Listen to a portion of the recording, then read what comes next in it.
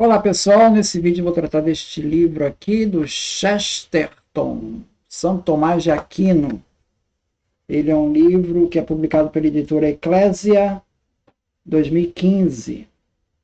Tá? Bom, tem aqui no prefácio do livro, que é de Antônio Emílio Araújo, né? Que ele diz assim: Chesterton é um homem de enorme conhecimento e habilidade argumentativa, parece um ser medieval que, por meio de uma máquina do tempo, desembarcou subitamente em nosso tempo. Então, tem também o depoimento de Etienne Gilson, que é um medievalista também, especialista nessa área de tomismo, né? Que ele vai falar assim: considero sem comparação alguma que é o melhor livro jamais escrito sobre São Tomás. Só um gênio poderia fazer algo assim.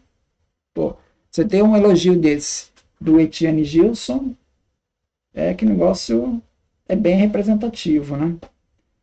Então, a tese que ele vai desenvolver, ele vai fazer um paralelo entre duas personalidades que estão ali mais ou menos na mesma época, que é o Francisco de Assis, que é um cara que não tem muita afinidade com livros, né? E o Tomás de Aquino, que já é um erudito.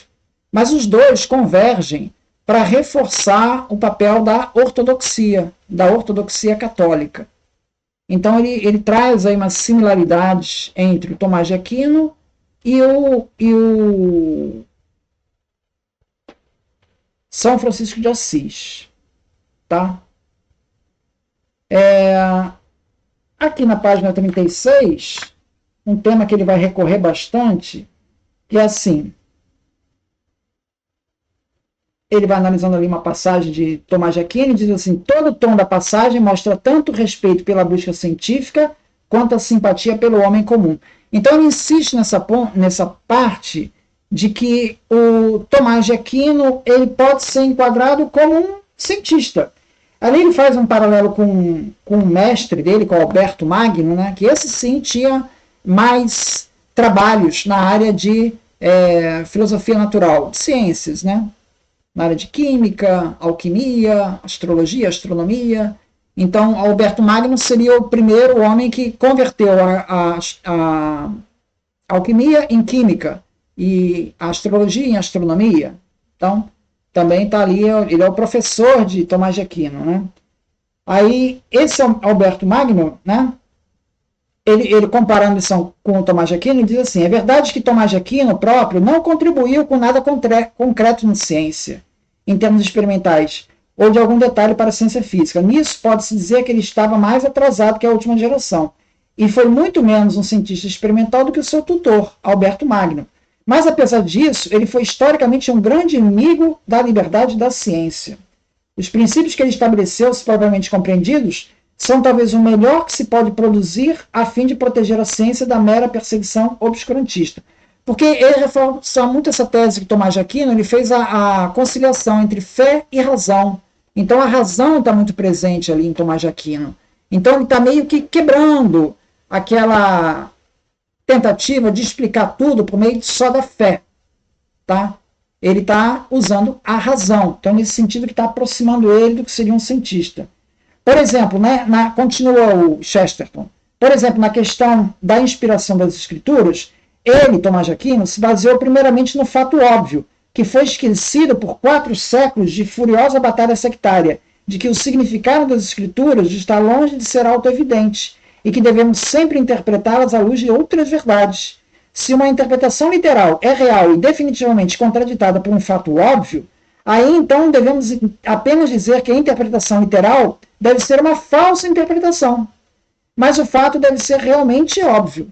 Então ele está dizendo que, né, um grande avanço aí do Tomás de Aquino, né, nesse sentido que ele tem uma metodologia que ele chamaria de científica, né? Ele vai voltar isso na página 142. Ele diz assim: São Tomás lembra muito o grande professor Huxley, o agnóstico que inventou a palavra agnosticismo. Ele, Tomás de Aquino, se comporta como Huxley, no modo de começar um argumento, mas é diferente de todos os outros, antes e depois, até a era huxleyana. Ele adota quase literalmente a definição de Huxley, no método agnóstico. Seguir a razão até onde ela for. A única questão é, aonde ela vai? Ele faz a quase alarmante e moderna ou materialista afirmação. Tudo que está no intelecto esteve nos sentidos. Aqui é onde ele começa, tal como qualquer homem da ciência moderna, no ponto de investigação exatamente oposto dos místicos.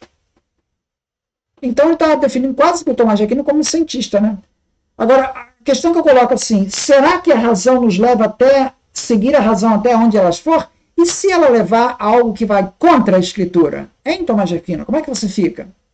Tomás de Aquino não aceita essa hipótese. Se você seguir a razão, você sempre vai convergir para o que está escrito na escritura. Será, Tomás de Aquino? Esse é o ponto. Quer dizer, então, a liberdade do Tomás de Aquino, desde que converja para o texto bíblico. Tá?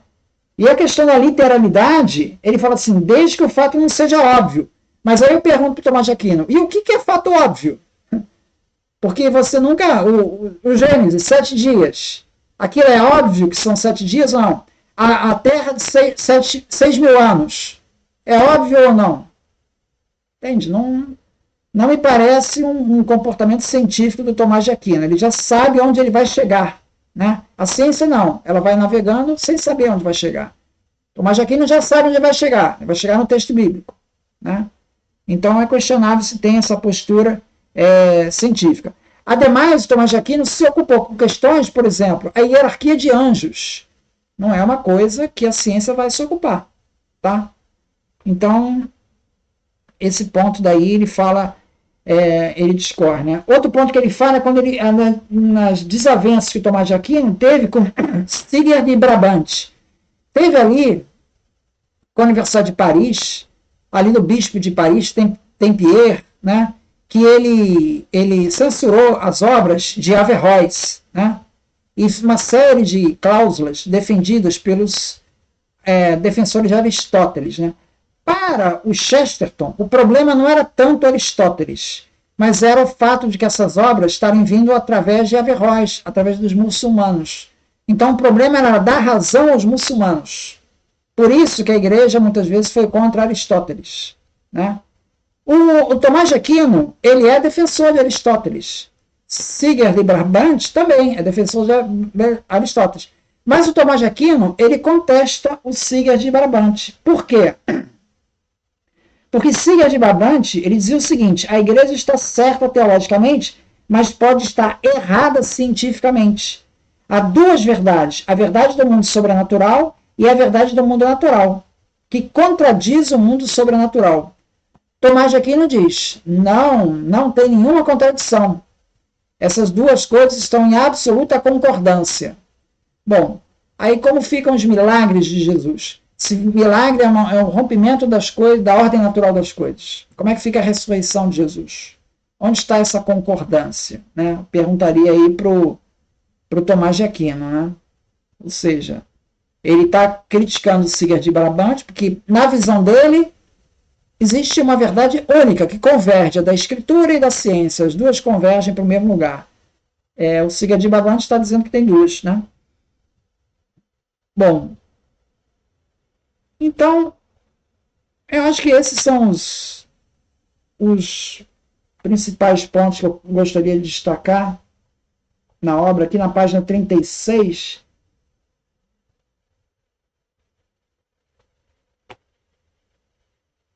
Que seu argumento acerca da revelação não é um argumento contra a razão, mas é um argumento pela revelação.